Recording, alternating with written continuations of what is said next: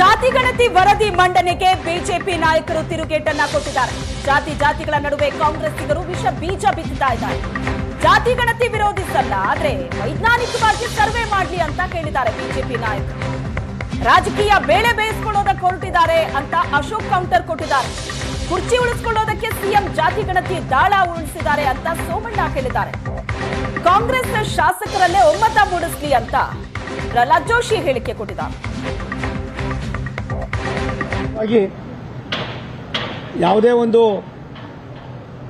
ಈ ರೀತಿಯಾದ ಗೊಂದಲವನ್ನು ಸೃಷ್ಟಿ ಮಾಡ್ತಕ್ಕಂಥದಕ್ಕೆ ಮುಖ್ಯಮಂತ್ರಿಗಳು ಮನಸ್ಸು ಮಾಡಿರ್ತಕ್ಕಂಥದ್ದು ನೋವಿನ ಸಂಗತಿ. ಅವರಲ್ಲೇ ಒಡಂಬಡಿಕೆ ಇಲ್ಲ, ಅವರಲ್ಲೇ ಒಗ್ಗಟ್ಟಿಲ್ಲ. ಆಗಿರ್ತಕ್ಕಂಥದ್ದು ಸತ್ಯ ಸಾಧಕ ಬಾಧಕಗಳು ಕೂಡ ಹೇಗಿದೆ ಅನ್ನೋದೇ ಗೊತ್ತಿಲ್ಲ. ಇಂಥ ಸಂದರ್ಭದಲ್ಲಿ ಜನರನ್ನು ಬೇರೆ ಕಡೆ ಸೆಳೆಯೋದಕ್ಕೋಸ್ಕರವಾಗಿ, ತಮ್ಮ ಕುರ್ಚಿಯನ್ನು ಉಳಿಸ್ಕೊಳ್ಳೋದಕ್ಕೋಸ್ಕರವಾಗಿ ಮುಖ್ಯಮಂತ್ರಿಗಳು ಇನ್ನೊಂದು ದಾಳವನ್ನು ಇವತ್ತು ರಾಜ್ಯದ ಜನತೆ ಮೇಲೆ ಗದಪ್ರಹಾರವನ್ನು ಮಾಡ್ತಾ ಇದ್ದಾರೆ. ಇದು ಖಂಡನೀಯ.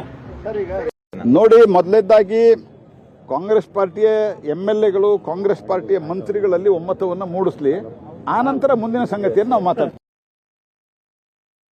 ನೋಡಿ, ಮೊದಲನೇದಾಗಿ ಕಾಂಗ್ರೆಸ್ ಪಾರ್ಟಿಯ ಎಂಎಲ್ಎಗಳು, ಕಾಂಗ್ರೆಸ್ ಪಾರ್ಟಿಯ ಮಂತ್ರಿಗಳಲ್ಲಿ ಒಮ್ಮತವನ್ನು ಮೂಡಿಸಲಿ, ಆನಂತರ ಮುಂದಿನ ಸಂಗತಿಯನ್ನು ನಾವು ಮಾತಾಡ್ತೀವಿ. ಬಹಳ ದುರದೃಷ್ಟ. ಈಗಾಗಲೇ ಹಲವಾರು ಜಾತಿಗಳು, ಲಿಂಗಾಯತ್ ಇರ್ಬೋದು, ಒಕ್ಕಲಿಗ ಇರ್ಬೋದು, ಬೇರೆ ಬೇರೆ ಜಾತಿಯವರು ನಮ್ಮ ಮನೆ ಹತ್ರ ಸಮೀಕ್ಷೆಗೆ ಬಂದಿಲ್ಲ. ಇದು ಸಿದ್ದರಾಮಯ್ಯನವರ ಒಂದು ಡಿಕ್ಟೇಟ್ ಮಾಡಿ ಬರ್ಸಿರುವಂತದ್ದು.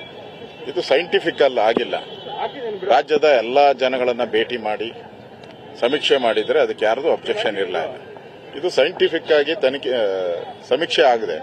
ಸಿದ್ದರಾಮಯ್ಯನ ಹೇಳಿ ಮಾಡಿಸಿರುವಂತ ಒಂದು ಸಮೀಕ್ಷೆ. ಅದರಿಂದ ಇದರಲ್ಲಿ ರಾಜಕೀಯದ ಗಂಧ ಇರೋದ್ರಿಂದ ಇದನ್ನು ಯಾರು ಒಪ್ಪಕ್ಕೆ ಸಾಧ್ಯನೇ ಇಲ್ಲ.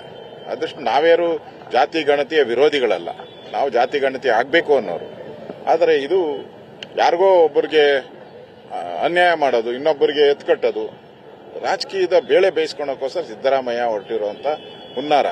ಜಾತಿಗಳ ಮಧ್ಯೆ ವಿಷ ಬೀಜ ಬಿತ್ತರು. ಈಗಾಗಲೇ ಹಿಂದೂ ಮುಸ್ಲಿಮರ ಮಧ್ಯೆ ವಿಷ ಬೀಜ ಬಿತ್ತಿದ್ದಾರೆ ಸಿದ್ದರಾಮಯ್ಯನವರು. ಈ ಜಾತಿಗಳ ಮಧ್ಯೆ ವಿಷ ಬೀಜ ಬಿತ್ತಿದ್ದಾರೆ. ಅದರಿಂದ ಇದ್ರ ಬಗ್ಗೆ ಈಗಾಗಲೇ ರಾಜ್ಯವ್ಯಾಪಿ ಒಂದು ಪ್ರತಿಭಟನೆಗಳು, ಹೋರಾಟಗಳು ಎಲ್ಲ ನಡೆದಿದೆ. ನೋಡೋಣ ಏನಾಗುತ್ತೋ. ಕಾಂಗ್ರೆಸ್ ಅವರು ದುರುಳರಿದ್ದಾರೆ, ಅವ್ರಿಗೆ ಇದೇ ಬೇಕಾಗಿರೋದು. ನೋಡೋಣ.